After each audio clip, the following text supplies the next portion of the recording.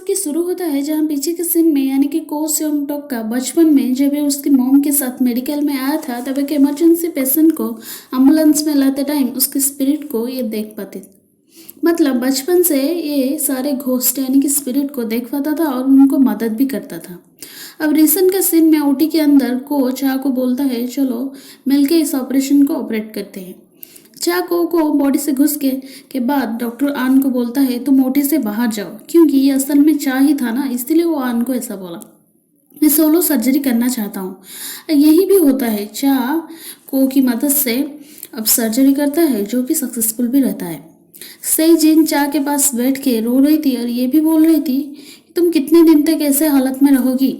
अब नर्स आके ये भी बताती है कि कार्डियक टैम्पोनेट सर्जरी जो कि एक डिफ़िकल्ट कार्डियक सर्जरी था को इसे ऑपरेट किया, क्योंकि वो भी फर्स्ट ईयर में इंटर्न है। इसलिए ये सब सुनने के बाद इसे याद आता है कि कैसे ये चा की सर्जरी के टाइम काम रहा था। चा को बोलता है जैसे तुमने बोला था मैंने तुम्हें हेल्प किया। पर चा बाहर जब को पीछे से बुला रहा था पर उसे अवॉइड कर रहा था। चीफ ऑथर डॉक्टर को बोलता है को कैसे ये सब कर रहा है, वो तो फर्स्ट ईयर में है ना। पर ये लोग को याद भी आता है कि जब चा भी इंटर्न था वो भी ऐसे किया था। अब को बोलता है तुम मेरे बॉडी की हॉरर मूवी की तरह सोच रहे हो क्या। चा बोलता है इसका मतलब तुम मुझे पहले से देख पाते थे पर ऐसे नाटक क्यों कर रहे थे कि ना देखने का। तो इसका मतलब तुम बाकी घोस्ट को भी देख पा रहे हो। बोलता है हाँ मैं देख पा रही हूँ। इसीलिए पीछे का सीन में जब चा बाकी पेशेंट को जो कि कोमा में थे उनको अच्छा खासा ड्यान नहीं देता था, तब को उनका ज़्यादा केयर करता था क्योंकि वो स्पिरिट को देख पाता था। पेट को ही उसका घर से ले गया था क्योंकि ये ड्रिंक्स करते टाइम चा की बात को सुन लिया था। जब चा बोल रहा था कि मैं और बच्चा हम दोनों ही मर जाएंगे, को जब चा के घर में पहुंचता है तब ये घर देख के सोच रहा था कि प्रोफेसर अपना सारा पैसा इस घर में ही यूटिलाइज किए हैं। अब को बोलता है कि तुम मेरे पापा को नहीं बचाए थे। तो चा बोलता है उनका तकदीर में था, इसीलिए इसमें मैं क्या कर सकता था। को चिल्ला के बोलता है कि तुम मेरे बॉडी में बिना परमिशन के क्यों घुसते हो। चा बोलता है कुछ वजह है, इसीलिए को ये भी बोलता है कि मैं दोबारा से ये सब करना नहीं चाहता हूँ। चा बोलता है हाँ मैं भी नहीं चाहता हूँ। दोनों गुस्से से चले जाते हैं। अब मेडिकल स्टाफ को के बारे में बात कर रहे थे कि वो कैसे वो सर्जरी ऑपरेट कर रहे हैं, पर ये घोस्ट बात कर रहे थे ये सर्जरी जरूर चा नहीं किया होगा। अब ये दोनों बात कर रहे थे कि पेशेंट की बीपी और हेल्थ कंडीशन पूरा सही है सर्जरी के बाद। इस टाइम यहाँ को भी आके पहुँचता है तो ये इसे देख के बोलते हैं कि पेशेंट को कुछ प्रेस्क्राइब करो तुम। पर वो कुछ बोल नहीं रहा था क्योंकि चा का स्पिरिट भी वहीं खड़ा था। अब चा बोल रहा था कि वो क्या बोलेगा, सर्जरी तो मैं ही किया। चीफ डॉक्टर आन के ऊपर चिल्ला के बोलता है कि तुम को कैसे ओटी के अंदर छोड़ दिया। तुम्हें ये तो पता है ना अगर ये बात पब्लिक को पता चलेगा तो क्या होगा, सोचो।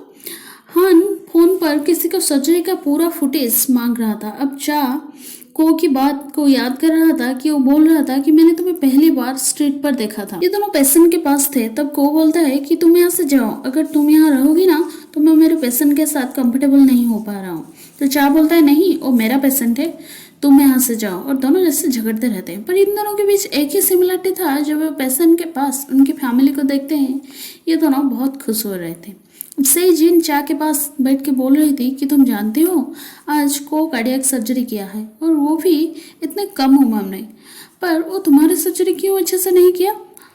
वो भी ये भी बोलता है कि तुम दोनों एक दूसरे को हेट कर रहे हो, पर मुझे तो ऐसा नहीं लग रहा है। पर हाँ सच में वो थोड़ा अजीब है ना।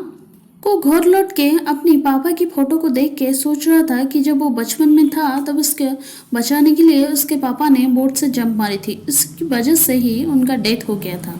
अब को की दादाजी को सेयोंग टोक का सर्जरी का सारा फुटेज देख रहे थे। अब दूसरे दिन चा सेजिन के पास बैठ के उससे यॉर्कर्ट लेने की कोशिश करते टाइम दोनों के साथ बिताया हुआ पास्ट को याद कर रहे थे, जैसे कि ये दोनों ऐसे ही बैठ के गानों को एंजॉय कर रहे थे।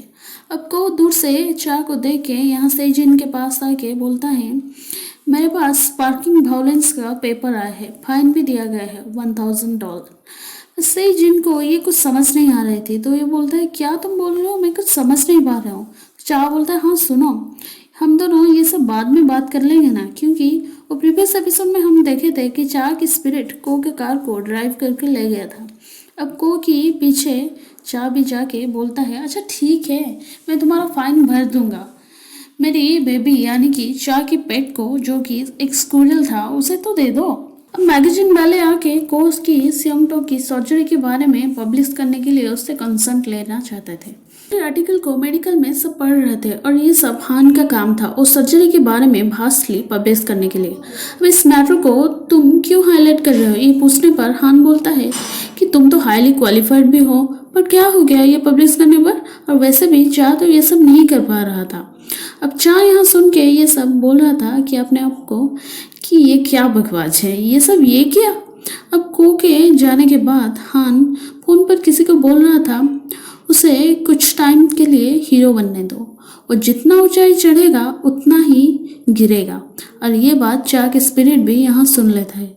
हमें यहाँ यह पता चलता है कि को और हान दोनों अपने मॉम के साथ बात कर रहे थे, क्योंकि उन दोनों की दादाजी सेम थे। इसका मतलब ये एक दूसरे का चचेरा भाई थे। उन दोनों की मॉम की एक दूसरे को पसंद नहीं कर रहे थे, सिर्फ दिखावा के लिए अच्छे रिलेशन रख रहे थे। सारा स्पिरिट चा के पास डिफरेंट डिमांड रखते हैं कि हमारे लिए खाना लाओ, डीवीडी लाओ, ये सब का इंतजाम करो, क्योंकि वो को की बॉडी की मदद से ये सब कर पाएगा। ये सब यही सोच रहे थे, पर ये दोनों के बीच तो थोड़ा अनबन हो गया था, तो चा ये सब कैसे करेगा वो ही सोच रहा था। अब को ये छोटा बच्चा को अपनी मॉम के साथ हाइड एंड सीक खेलता हुआ देखता है। अब उसकी मॉम बहुत वरी थी, तो को इससे पता चलता है कि इस बच्चे को अडॉप्ट करने की वजह से ही इसका इन दोनों के बीच मतलब हस्बैंड वाइफ के बीच डिवोर्स हो गई है। वो बच्चा का सर्जरी के लिए उनके पास पैसा भी नहीं है, और चा का फाउंडेशन के थ्रू जो पैसा मिल जाता था अब वो भी बंद है, क्योंकि चा कोमा में है। को बोलता है पर चा इतना डोनेशन कर रहा था, पर मुझे तो ये पता नहीं था। बोलता हाँ प्रोफेसर ऐसे हार्ट देखते तो हैं, पर वो दिल का बहुत साफ है। नर्स को पेशेंट का चेस्ट ट्यूब स्क्यूज करने के लिए बोलता है, पर बाहर सारे पेशेंट को ऑब्जर्व कर रहे थे और उनके साथ चा भी था। अब कुछ यहाँ ऐसा भी होता है, क्योंकि को तो नॉर्मल पेशेंट को ट्रीटमेंट नहीं आता था, तो ये क्या करेगा। उसका नज़र चा पर पड़ता है तो उसे बुला रहा था ऐसे, तो चा जानबूझ के उसे अवॉइड करके चला जाता है। अब चा बाहर इसे बोलता है कि तुम तो मना किए थे ना तुम्हारा बिना परमिशन में तुम्हारा बॉडी में ना घुसने को, तो कई वो सुन के गुस्से में आके चा के सूट नीचे गिरा देता है। तो ये देख के चा बोलता है मैंने इंस्टॉलमेंट में खरीदा था, तुम ये सब क्यों किया। अब बाहर टेस्ट ये सूट को देख के बोला था हाँ ये मेरा साइज है, मैं इसे ले जाऊंगा। अब सही जिन चा के रूम में जाके कुछ ढूंढ रहा था। अब ये दोनों को की स्पिरिट देख रहा था। अब इस टाइम कुछ गिरने की आवाज़ आता है, तो डॉक्टर आन रूम के अंदर आके चेक करता है, पर तब ये यहाँ छुप के बैठी थी। फिर किसी को ना देख के ये लौट जाता है। अब सही जिन चाय की टैप के साथ वापस आता है। अब चेयरमैन के लिए खाना देने को बोलती है, पर ये लोग उसे अंदर अलाउ नहीं करते, और ये सब चेयरमैन का स्पिरिट भी देख रहा था। चेयरमैन को बोलता है कि मेरी बेटी बहुत अच्छी है, क्या तुम मेरी बेटी को प्यार कर रही हो। अगर सच में प्यार कर रही हो तो खुद कमा के उसे हेल्प करोगी, तो तुम शादी कर सकते हो। मैं ये भी देखा है कि वो तुम्हें हर हाल में जिंदा रखना चाहती है। इस टाइम डॉक्टर आन आके कुछ इंजेक्शन लगवाता है, तो चा उसे देख रहे थे। तब चेयरमैन बोलता है मैं जैसे सोचा था, वो सिर्फ मुझे जिंदा रखना चाहते हैं ना ऐसी हालत में। अब चा को 5 मिनट के लिए उसका बॉडी मांगता है, पर ये इसे अवॉइड करके चला जाता है। ये दोनों बाहर उस सर्जरी के बारे में बात कर रहे थे। तब वो बोलती है कौन चाहता है कि फूल बनने के रहने के लिए, और वैसे भी तुम जो करना अच्छा लगता है तुम वही कर सकते हो।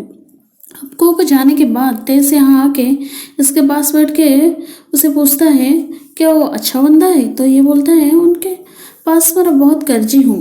अब सही जी ने कार्डियक अरेस्ट पेशेंट को ट्रीटमेंट कर रही थी, तब एक घोस्ट जो कि चा के पीछे से देख रहा था हमेशा, वो आके बोलता है कि मैं सच में मर जाऊंगा।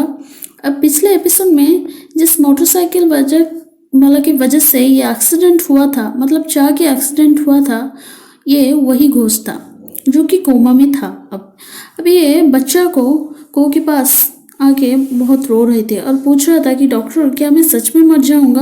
अब चा बोलता है कि तुम्हारा दादाजी अभी तक उनका माइंड चेंज नहीं किए हैं, मैं एक घोस्ट हूँ। तो को बोलता है पर ये ठीक रहेगा अगर एक जीनियस डॉक्टर एक यूजलेस डॉक्टर के अंदर छुप जाएगा तो। अंदर एक ही सिमिलरिटी था कि वो पेशेंट को मरते हुए नहीं देख पाते थे। और फिर दोनों के अंदर एक डील भी होता है और यहीं पर एपिसोड खत्म हो जाता है। Thank you.